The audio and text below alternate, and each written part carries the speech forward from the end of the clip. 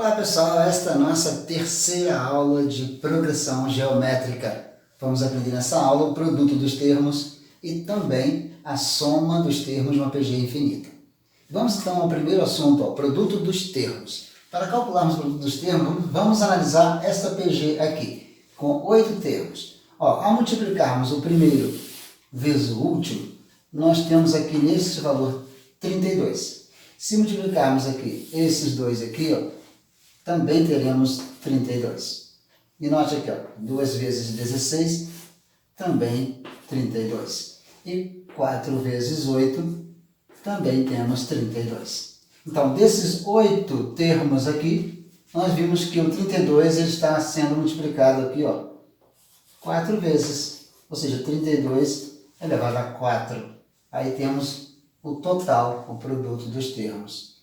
Então, isso nos leva a uma fórmula simples, que o produto dos termos, ou seja, o produto aqui, Pn, vai ser igual o quê? O primeiro termo vezes o último, ou seja, o A1 vezes o AN, que é o último termo. Então, se temos 8 termos, ele é elevado a 4, então é a metade. Ou seja, elevado a metade do N, N dividido por 2. Simples assim. Então, se você não precisa lembrar da fórmula, basta você entender como funciona aqui o produto dos termos, e você automaticamente já vai formar ali a sua fórmula. Vamos ver, por exemplo, se cai um exercício aqui. Vamos analisar essa PG. Vamos supor que essa PG fosse até aqui. Vejam só. Assim. Então, que ela fosse assim. Aí o termo do meio é o 8. Não é? Então, note o seguinte. Se você multiplicar 2 vezes 16, as pontas, 2 vezes 32... Então você tem aqui o quê? 64. É a mesma coisa que você multiplicar 4 vezes 16, que é 64 também. O que acontece com o termo do meio? Então, ele seria 8 elevado a 2, para dar 64. Então, o valor dele elevado a 2 é igual à multiplicação das pontas. Então, o que isso nos leva? Se tivermos que fazer um exercício, por exemplo, vamos supor que pedem aqui, para você calcular o produto dos termos desta PG. Ou seja, uma PG que tem apenas o termo do meio. E essa PG tem, no caso, 5 termos. Como calcular o produto dos termos desta PG? Você precisa saber os valores dos outros termos? Não. Porque você sabe que a multiplicação das pontas, que é na fórmula, é a mesma coisa que o do meio elevado ao quadrado. Então, você tem que multiplicar aqui o produto desses 5 termos aqui, vai ser igual ao quê? Vai ser igual a esse 8 aqui do meio, elevado a 2, elevado justamente, se são 5, então 5 sobre 2. E isso vai ser igual a, corta o 2 aqui, 8 elevado a 5. Pronto, você tem a resposta. Está aí o produto de todos esses termos aqui, mesmo sem saber os valores dos termos. Notou? Então, é uma maneira de nós resolvermos uma questão assim, bastando analisar que o produto, que o termo do meio aqui elevado ao quadrado é igual ao produto das pontas, dos extremos.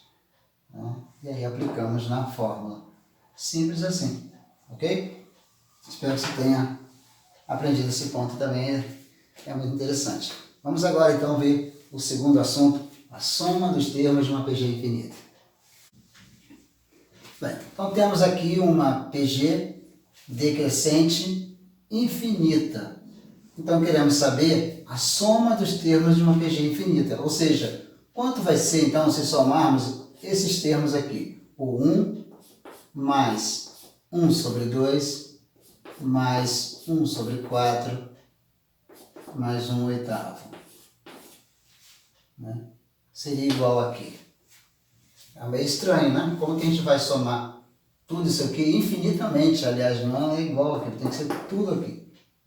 Então, vamos ver isso graficamente para entendermos. Ó, suponhamos que a gente tem aqui um quadrado,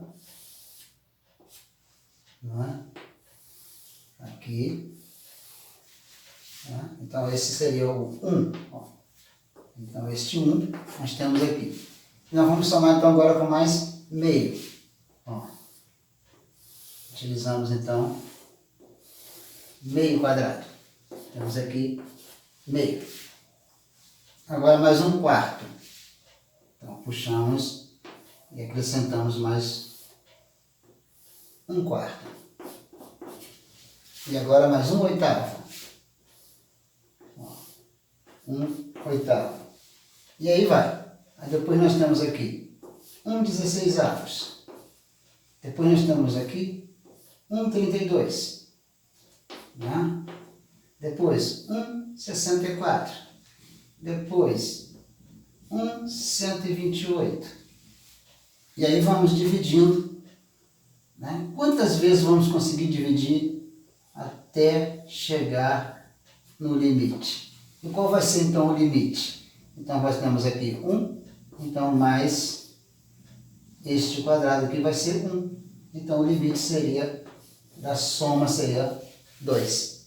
Né? Completaríamos o quadrado. Então na realidade, nós não sabemos quanto seria a soma disso aqui tudo, essas frações todas. Mas nós sabemos quanto vai ser o limite desta soma, que é 2. Aqui está o limite. Então, na verdade, ao usarmos isso aqui, poderíamos melhor dizer, então, em vez de ser soma dos termos de uma PG infinita, então seria melhor dizer limite da soma dos termos de uma PG infinita. Né? E é isso que nós estamos então estudando agora, o limite da soma dos termos de uma PG infinita. Então sabemos que aqui então, né, a soma disso aqui tudo, o limite vai ser igual a 2. Então, como isso nós podemos ver através de uma fórmula. A fórmula seria o seguinte. Seria ó, S, que é o total. Né? Então, nós vamos colocar aqui o A1, o primeiro termo, sobre 1 menos a razão desta PG, indicada por Q. Então, aí está a fórmula para calcularmos o limite da soma de uma PG infinita. Né? Se utilizarmos esta fórmula, nós vamos encontrar justamente esta aqui. Né? Se você olhar, por exemplo, você coloca 1 ali sobre 1 menos, a razão aqui é meio, né? Então vai ficar 1 sobre meio, isso vai ser igual a 2, exatamente o que nós vimos no gráfico, ok? Então isso nos leva a resolver qualquer problema. Por exemplo, calcule o x dessa equação. Ó, de x mais x sobre 3 mais x sobre 9, né? E isso dá um total de 3. Então, como calcular isso aqui? Usando a fórmula. Né? Aí nós vamos calcular então que o total vai ser igual ao quê? O A1, que é x, sobre 1 menos a razão.